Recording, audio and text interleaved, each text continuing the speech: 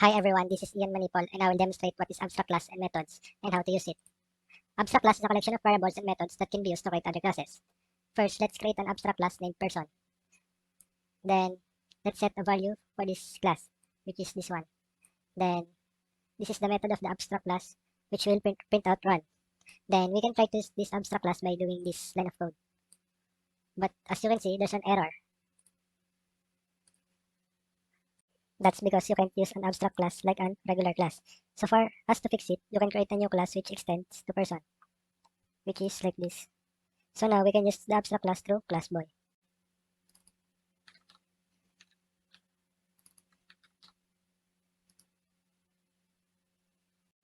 Now this is the most important part of the abstract classes in Java, which is the abstract methods. An abstract method is a method that is not yet implemented.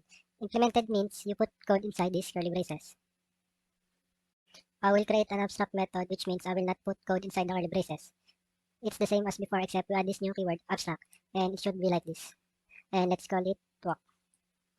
Now as you can see that there's an error under boy, because it needs now the walk method. Since we are extending it, we don't need to add the run, because it already knows what to do. But now, we have this abstract class which doesn't know what to do when you call it. So we need to say what it does when we call it. And it should be like this. So now if you do x.run and x.walk, you can now see these messages. So boy knows how to run because it extends person, which knows everything inside here, which is why we can call person boy run. It also knows that it can walk, but it doesn't know what to do since it's not implemented, and that's an abstract method is. So you just need to implement it, make a method, and put code in it. Now let's talk about interface. An interface is a fully abstract class. It includes a group of abstract methods, which means method without a body. And this is how it should look like. And if you try to implement this, it will not work because an interface, it assumes that all the methods are abstract. Constructors. It is the method called when you instantiate a class, create an object. It is used to initialize the attributes of an object or run a block of code when an object is created. And this is my example. This is what it looked like if you run the program. Constructor methods are named after their class name. So, my constructor method for this example is the word product. Constructors are used to initialize attributes.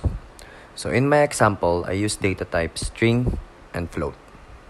An interface is an abstract class that is used to group related methods with empty bodies to access the interface methods. The interface must be implemented kinda like inherited by another class with the implement keywords instead of it. So you can see in my example an override word. So what I do is I copy the word public void ignition in fuel from public interface car. Then I paste it in the public class. After I paste it, you can see a word that's saying add implemented method. Then click it and the override will show. And after that, all you need to do is type this and now you can run your program. Polymorphism is another fundamental concept in OOP, which means multiple forms. Polymorphism allows the use of a single interface with different underlying forms, such as data type or classes. For example, we can have commonly named method across classes or child classes. Inheritance allows programmer to create classes that are built upon existing classes. To specify a new implementation while maintaining the same behavior, realizing an interface, to reuse code, and to independently extend original software via public classes and interfaces.